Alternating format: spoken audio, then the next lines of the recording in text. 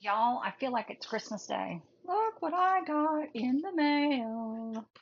It is the new Let's Resin polishing machine. It's brand new. I'm so excited. You know, I'm not going to read all this. Yes, I have paint on my hands, but I've been working on another project, so don't judge me.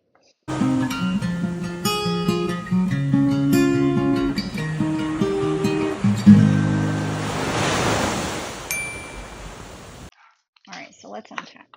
Let's take it out of the box. So this is the main unit right here. This is the base. And the nice thing is kind of like the resin mixer, you can use this by hand or you can attach it onto the base. And then the unit itself, you can use it with the 3-inch disc if you're going to be using it manually. But then if you're going to be using it on the base, and so to remove this part, it just pops right off. And then you can attach the larger wheel. But wait, there is more. There is actually a grinder, and this thing is like a bench grinder. I am really excited about this grinder because you need to use it with the base. That is what is recommended, but you got to take this off. So you just press this and slide it right out.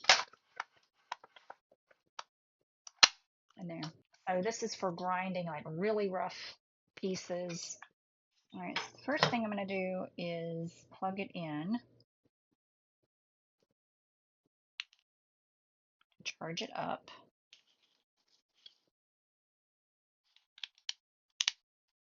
And unfortunately, all the Let's Resin products have the same cord. So if you have multiple Let's Resin products, you can use the same cord, which is really nice. So I'll plug that in. I'm going to attach one of these, like that. I used one of the smaller 60 grit discs and attached it directly to the sanding arm and totally forgot about this little piece right here, which is supposed to go between the sander and the sanding disc. This is a little spongy piece that allows for better flexibility as you sand and lets you get into the smaller spaces because you can then angle the sander better. But you can see the sander works without it perfect. I made this flower bowl a month ago to try out an idea, but it has a lot of very rough spots. So it is a perfect test dummy for this sander. It works really, really well on not only the rough edges, but also the ridges inside and the outside of the bowl. I'm really happy with how smooth the edges are now, but I'm not planning on selling it because it has other problems and is quite ugly, to be honest. But if I was going to sell it, I would just do a thin top coat of resin front and back or inside and outside to smooth out the scratches and shine it back up.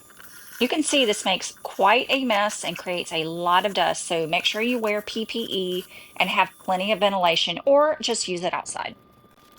Now I want to try out the base with the larger sanding head, and I did remember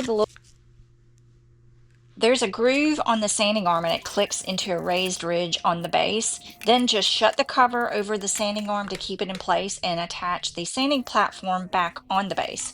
And now you are all set.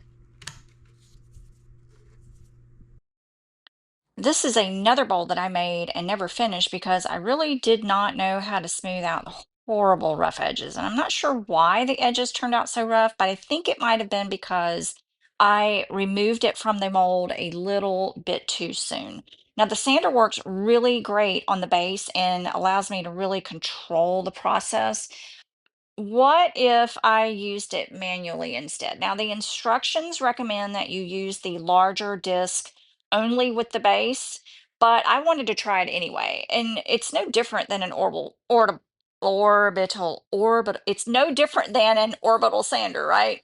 It did take a minute or two to get the hang of it, but it works really, really well. It's small enough to get into those really small spaces and strong enough to sand my edges down until they are super smooth. And it really only took a few minutes.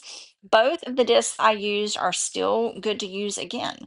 They're not worn down at all. Well, these won't go in my art show booth. These were kind of my guinea pigs, but all my edges are smooth. Now they're scratched, and it would need another coat of resin to cover up the scratches, but I wanted to really test out this and I'm almost going to call it a grinder. It's almost acting like a grinder. It's really very, very powerful. I am really surprised. This chewed through the rough spots like butter, and it really made my edges smooth. I'm really happy with how this one turned out. It grinded through all the rough spots. I had really chunky spots on this one. Now this one's not going in my booth either. It's really cracked and just not at all what I wanted, but I wanted to test this out on pieces that really had a lot of issues, and they're definitely happy. And can't wait to use this some more. So thanks for watching. I have a link in the description. Turn this off. I have a link in the description for this. I'm going to be using the grinding wheel pretty soon. I'm not sure on what yet, but this is definitely a workhorse. So good purchase. Happy with that. Oh, you know what I forgot to do? I put my sandpaper directly on here. I'm supposed to put this on first, and then it's spongy, so you can really get around in the edges. So I forgot to do that. So that's how you do it. All right, definitely a winner. All right, make it a crafty day, friends. Bye.